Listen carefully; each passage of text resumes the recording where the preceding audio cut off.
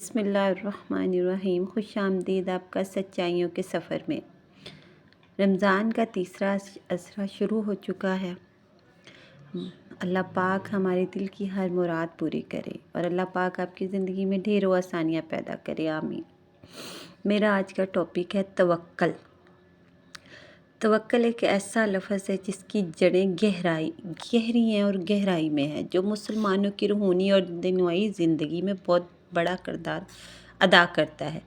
یہ اردو زبان میں ایک ایسی اصطلاح ہے جو اکثر بہت سے لوگوں کے لبوں پر ہوتی ہے، خاص کر ان حالات میں جب وہ مشکل میں ہوتے ہیں یا کسی بڑے فیصلے کا سامنا کر رہے ہوتے ہیں۔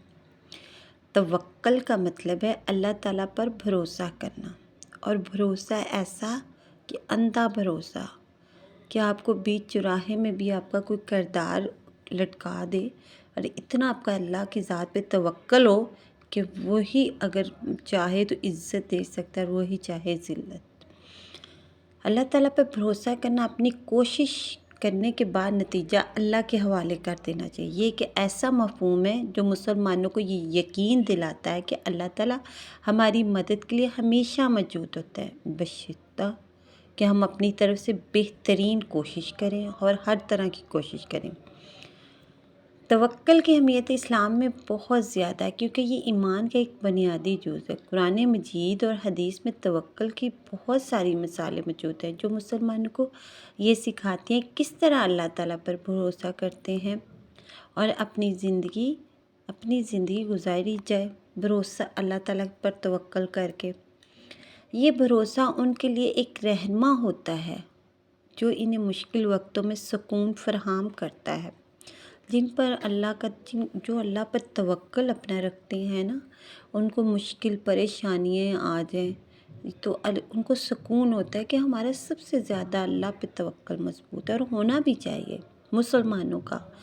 دلوں کو توکل کرنے کا مطلب یہ نہیں کہ انسان اپنی کوشش چھوڑ دے، یہ صرف دعا پر بھروسہ کرے، بلکہ اس کا مطلب ہے انسان اپنی پوری جدوجہد، پوری کوشش کرے، اپنی ذمہ داریوں کو پورا کرے اور پھر نتیجہ اللہ کے حوالے کر دے۔ یہ ایک بہت بڑی غلط فہمی ہے توکل کا مطلب لوگوں نے، کہ انسان اپنے کاموں کو اللہ کے حوالے کر دے اور خود کچھ نہ کرے۔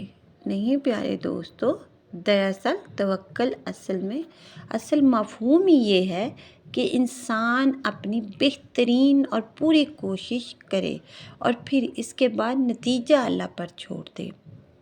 توکل کی عملی مثالیں ہمیں حضرت محمد صلی اللہ علیہ وآلہ وسلم کی سیرت سے ملتی ہیں، جہاں آپ نے اپنی زندگی میں بہت سے مشکل وقت، بہت سے مشکل حالات کا سامنا کیا، لیکن آپ نے ہمیشہ اللہ پہ بھروسہ کرتے رہے، اور آپ صلی اللہ علیہ وسلم کا اللہ پر توکل بہت مضبوط تھا۔